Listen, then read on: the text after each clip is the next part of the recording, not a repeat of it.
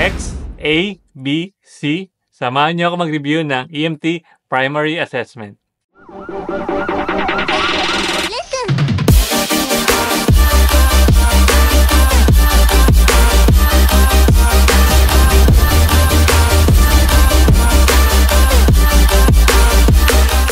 Hi! Welcome back sa channel. Ang video na ito ay review sa EMT Primary Assessment. Sa video na ito, ang gagamitin nating reference ay ang 12th edition ng Emergency Care and Transportation of the Sick and Injured.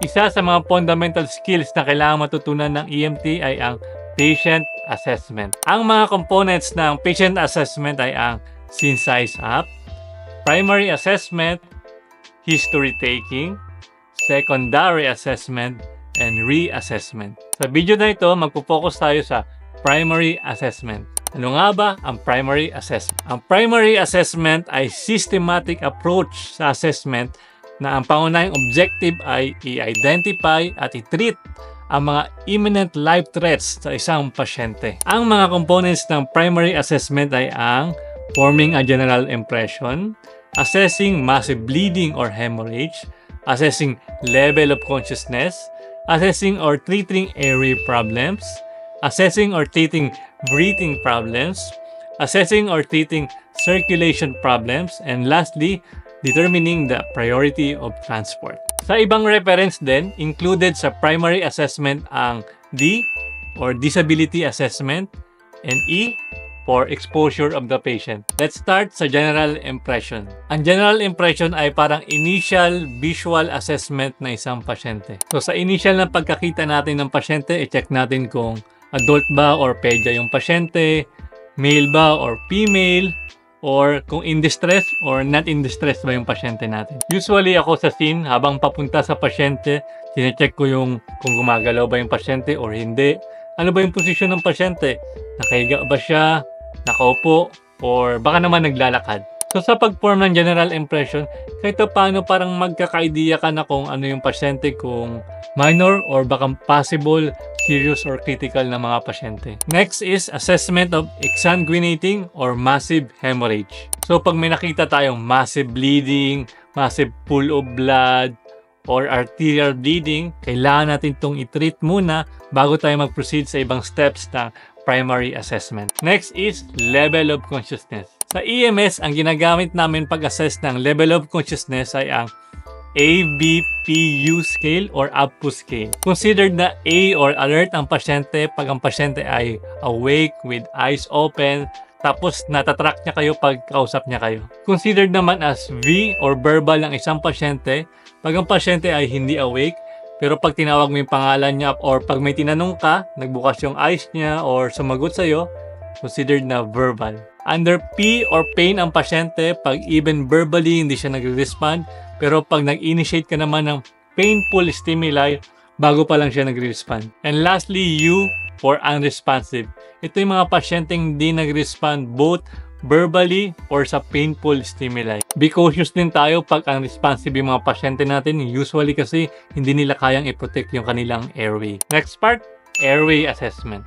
Ang primary objective natin sa airway assessment ay malaman kung open or patent ba ang airway ng ating pasyente. Sa mga responsive na patient, so pag ang pasyente ay talking in sentences or crying, pwede natin kaagad makonsider na open or patent ng airway ng pasyente. At para ma-assess naman ang airway ng isang unresponsive na patient, kailangan natin itong i-open sa pamagitan ng pag-medical, chin lift, or pag-trauma naman, ang jaw thrust maneuver. So after natin ma-open ang airway ng isang pasyente, ano naman yung mga signs ng obstruction na pwede kaya natin ma-observe?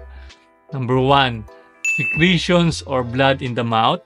Number 2, noisy breathing katulad ng stridor, snoring, gurgling, or bubbling sound. And lastly, pwede din natin ma-observe kung shallow yung breathing or baka naman di na talaga humihinga yung pasyente. If may na-identify naman tayong obstruction sa airway, ano ba yung mga treatment na pwede natin gawin? Number 1, reposition the airway via chin lift or kaya naman jaw thrust para sa mga trauma ng pasyente. Number 2, suctioning para matanggal natin yung blood or secretion sa airway. At number 3, airway adjuncts katulad ng OPA, NPA, at pati na rin i-gel para sa patency at pag-maintain ng airway ng pasyente. Next assessment, breathing. Sa breathing assessment naman, unang ina-assess natin is kung huminga ba yung pasyente. Number 2 naman, kung sobrang bilis ba or sobrang bagal ng paghinga ng pasyente. Number 3, kung sobrang babaw ba ng paghinga ng pasyente. And number 4, kung sa tingin nyo bang adequate or hindi adequate yung paghinga ng pasyente. Upon assessment, pag may na-identify tayong breathing problem or inadequate breathing sa pasyente, ang primary interventions na pwede nating ibigay ay pagbibigay ng ventilation sa ating pasyente. Sa adult, nagbibigay tayo ng ventilations every 6 seconds. At sa pediatric patients naman, nagbibigay tayo ng ventilations every 2 to 3 seconds. Next assessment, circulation. Sa circulation naman, i-assess natin ang pulse, skin condition, capillary refill time, and lastly, signs of bleeding. Unahin natin sa pag-assess ang radial pulse. Meron bang radial pulse ang pasyente or wala? Pag merong radial pulse ang pasyente, ang minimum na systolic blood pressure nila ay around 80. Pero pag walang radial pulse ang pasyente, possible na below 80 ang systolic blood pressure ng pasyente. Next is rate. Sobrang bilis ba or sobrang bagal ng pulso ng pasyente? Pag sobrang bagal, pwede itong mag-indicate ng mga heart problem. Pag sobrang bilis naman, pwede rin itong mag-indicate ng mga shock na condition ng mga pasyente. Sa quality, weak ba or strong ang pulso ng pasyente? Weak, pwede mag-indicate ito ng mga perfusion problem or shock. At pag sobrang strong naman, pwede ma-experience naman yung pasyente ng mga palpitation. Next is rhythm. Regular ba or irregular yung pulso ng pasyente?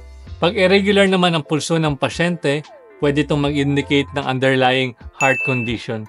So sa secondary assessment, pwede tayong magkabit ng 12-lead ECG para ma-assess ang condition ng pasyente. Next assessment under circulation is skin condition. Sa skin condition naman, meron itong tatlong components. Number 1, skin color. Number 2, skin temperature. Number 3, skin moisture. Sa skin color, i-assess natin syempre yung color ng pasyente. Kung pale ba siya, usually may pwede mag-indicate ng shock or anemia. Kung cyanotic ba siya or bluish, pwede mag-indicate ng COPD or oxygenation problem. Jaundice naman or color yellow, pwede siya mag-indicate ng mga liver problem naman ng pasyente. Next assessment under skin condition is skin temperature. Usually, pag hinawakan natin yung pasyente, usually yung temperature nila is warm. Pero pag may mga pasyente tayong cold or cool, pwede itong mag-indicate ng shock or poor perfusion. Meron din mga pasyenteng hot or sobrang init, pwede natin itong ma-assess sa mga pasyenteng possible na heat stroke naman. Last assessment naman under skin condition is skin moisture. Usually yung skin natin is dry, pero pag sobrang dry naman, pwede itong mag-indicate ng dehydration din. Next is pwede rin itong maging moist na pwede mag-indicate ng shock or poor perfusion. At pwede rin ito maging wet or diaphoretic katulad sa mga patients natin na heat exhaustion na pasyente. Next assessment under circulation is capillary refill time. Usually, mas effective itong pag-assess ng circulation sa mga pediatric na patient.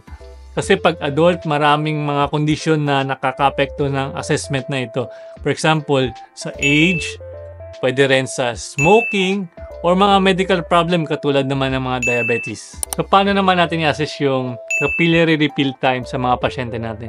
Sa mga newborn or young infants, pwede natin i-lightly press yung forehead nila or yung chin or pwede rin sa sternum nila. Sa adult naman, pwede natin i-press yung fingernails natin para ma-assess natin. Normally, after pressing the area, bumabalik yung pagka-pinkish na color niya within 2 seconds or less. Pag more than 2 seconds, consider dito na delayed capillary refill na pwede mag-indicate ng poor perfusion sa pasyente. And last assessment natin under circulation is assess and control external bleeding. Pag may nakita tayong external bleeding sa pasyente, syempre kailangan natin itong i-treat. Usual treatments are, una, for example, direct pressure sa area, and then pwede tayong gumamit ng gauze or bandaging. And as last resort, pag hindi pa rin talaga huminto yung bleeding, pag suitable yung area, pwede tayong gumamit ng tourniquet.